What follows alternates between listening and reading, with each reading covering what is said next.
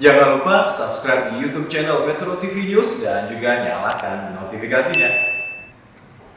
Pemirsa, pemerintah mencanangkan vaksin gotong royong bagi karyawan swasta dan keluarga karyawan pada April 2021. Namun hingga kini belum diketahui kapan pelaksanaan vaksinasi ini akan berlangsung. Program vaksinasi gotong royong yang diadakan oleh Kamar Dagang Industri atau Kadin Indonesia disinyalir akan molor. Sebelumnya, Wakil Ketua Umum Kadin, Sinta Wijaya Kamdani menyebut, estimasi pelaksanaan program vaksinasi pada akhir April 2021 lantaran masih menunggu kepastian dari PT Bio Farma terkait ketersediaan vaksin. Diketahui, vaksin nantinya yang akan digunakan adalah vaksin Sinopharm. Sementara juru bicara sekaligus sekretaris perusahaan PT Bio Farma Bambang Herianto menyebutkan pihaknya tengah berupaya keras untuk mendatangkan vaksin COVID-19 dalam program vaksinasi gotong royong nantinya. Sebelumnya Kadin mencatat saat penutupan pendaftaran vaksinasi gelombang kedua, sebanyak 17.387 perusahaan yang sudah mendaftar, dengan total peserta sebanyak 8.665.363 orang. Sementara Kadin menargetkan 20 juta karyawan swasta dapat divaksin melalui vaksinasi gotong royong ini. Kadin juga menegaskan biaya vaksin gotong royong nantinya tidak boleh membebankan kepada karyawan. Tim Liputan Metro TV. Vaksin gotong royong bagi karyawan swasta dan keluarga karyawan dipastikan molor pelaksanaannya dari yang ditargetkan pada April ini. Lantas kapan diperkirakan vaksinasi ini akan dilangsungkan khususnya di tengah klaster perkantoran di ibu kota lagi-lagi meningkat? Untuk membahasnya kita akan berbincang dengan Ketua Kadin DKI Jakarta, Diana Dewi. Selamat siang, Bu Diana. Selamat siang, Mbak Eva. Iya, Bu Diana, sebelumnya Kadin Pusat menyebut alasan vaksinasi gotong royong mundur karena kepastian jumlah vaksin dan harga vaksinasi yang masih dibahas. Kalau informasi yang diperoleh oleh Kadin DKI, apa alasan molornya vaksinasi gotong royong? Iya, Mbak, karena ketersediaan dari vaksinnya sendiri belum memadai untuk diberikan kepada teman-teman yang sudah mendaftar. Itu yang kami terima terakhir, Mbak. Baik, Bu Diana, klaster perkantoran di DKI Jakarta juga meningkat ini dari 157 kasus pada awal April menjadi 425 kasus pada pertengahan April. Dengan kondisi ini apa yang bisa dilakukan Kadin DKI untuk merealisasikan percepatan vaksinasi gotong royong? Ya, kami sangat prihatin sekali dan ini kami sampaikan kepada Kepala Dinas Tenaga Kerja DKI Jakarta. Kondisinya kalau seperti demikian kami minta untuk ada percepatan vaksin.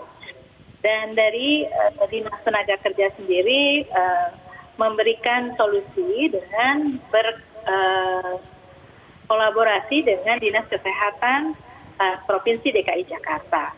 Dan insya Allah untuk teman-teman yang memang sudah dilakukan vaksin seperti tenaga kerja di bidang pariwisata dan turunannya itu sudah mulai. Kemudian juga teman-teman yang bekerja di front office seperti di mall dengan tenan-tenannya sudah diberikan. Nah, kami akan memintakan adalah pekerja-pekerja yang masuk ke dalam sektor-sektor lainnya adalah termasuk industri.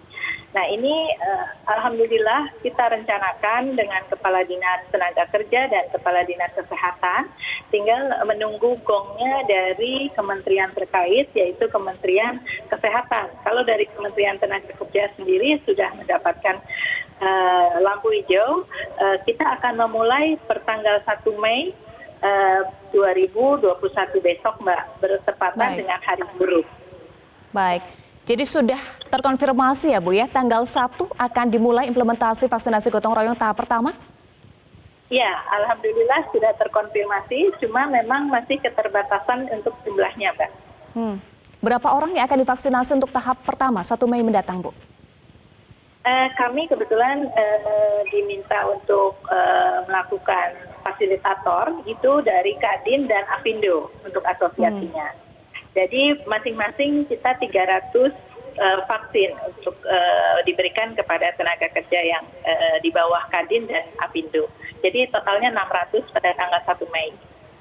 Baik, Untuk di DKI Jakarta hingga saat ini sudah berapa perusahaan dan karyawan yang mendaftar, Bu Diana? Kalau yang mendaftar itu dari total 17.000 sekian ke Kadin Indonesia, itu 70%-nya adalah dari Jakarta, Mbak. Tapi jumlah ini ternyata kan belum sama sekali kita bisa lakukan realisasinya. Baik, artinya nanti akan ada berapa tahap, Bu, untuk vaksinasi gotong royong untuk di DKI Jakarta? Ya, kami berharap bahwa semua teman-teman yang sudah mendaftar itu bisa terrealisasi pada maksimal itu mengikuti setelah tanggal 1. Jadi setelah tanggal 1 kemungkinan akan berlanjut terus, tetapi kita lihat dari ketersediaan vaksin, Mbak. Kemarin terkonfirmasi demikian. Oke, soal ketersediaan vaksin, sebelumnya Bio Farma menyebut vaksinasi gotong royong menggunakan 3 jenis vaksin, Sinopharm, Sputnik V, dan juga CanSino. Apakah ada perubahan dan juga update terkini soal ketersediaan vaksin yang diperoleh oleh Kadin DKI Jakarta, Bu Diana? Masih tetap dengan merek yang sama yang sudah terkonfirmasi awal, Mbak. Kalau informasi yang diperoleh Kadin DKI Jakarta soal ketersediaan 3 vaksin ini, seperti apa, Bu? Ya, kalau melihat jumlah dari teman-teman yang sudah terdaftar sejumlah 8 juta sekian, memang belum terpenuhi. Sehingga prediksinya adalah di akhir Mei. Paling tercepat adalah minggu ketiga Mei. Tetapi karena ada peningkatan kasus, makanya kami dari Kadin DKI berharap untuk mempercepat itu, gitu. Dan alhamdulillah disambut baik oleh Dinas Tenaga Kerja. Iya, kalau untuk di DKI Jakarta, vaksin jenis apa, Bu, yang akan digunakan dari 3 jenis vaksin yang disiapkan? Untuk yang tanggal 1 kita terkonfirmasi Sinovac, Mbak. Baik. Selanjutnya, untuk tahap-tahap selanjutnya? Untuk tahap selanjutnya kami belum dapat konfirmasi. Baik. Lalu kapan, Bu, target vaksinasi gotong royong ini akan selesai? Harapannya sih dengan nilai yang sudah banyak juga teman-teman dari sektor lain melakukan vaksin, khusus di DKI Jakarta ya paling lambat akhir tahun 2021 bisa selesai, Mbak, untuk seluruh pekerja di DKI Jakarta. Oke, Bu, seperti pertanyaan saya di awal tadi bahwa klaster perkantoran di DKI Jakarta meningkat di pertengahan April menjadi 425 kasus. Apalagi upaya yang bisa dilakukan Kadin DKI Jakarta selain mendorong percepatan vaksinasi? Ya, kami berharaplah teman-teman tetap melakukan protokol kesehatan. Dan kita melihatnya bahwa ini terjadi karena kelengahan, salah satunya kemungkinan dari kondisi vaksin yang sudah mulai dilakukan dianggapnya sudah tidak ada atau sedikit kasus ini, sehingga mereka melakukan kegiatan-kegiatan yang kalau menurut kami sih terlalu over ya, bahkan seperti makan siang atau sebelumnya ya, dan sekarang kan puasa, itu banyak juga orang yang melakukan buka puasa bersama. Nah ini yang kita selalu menekankan, tetaplah protokol kesehatan dijaga dan hal-hal yang tidak penting jangan terlalu dianggap bahwa ini sudah COVID sudah aman. Baik, percepatan vaksinasi juga harus didukung dengan protokol kesehatan yang ketat. Terima kasih Ketua Kadin DKI Jakarta Diana Dewi sudah bergabung bersama kami di Metro Siang.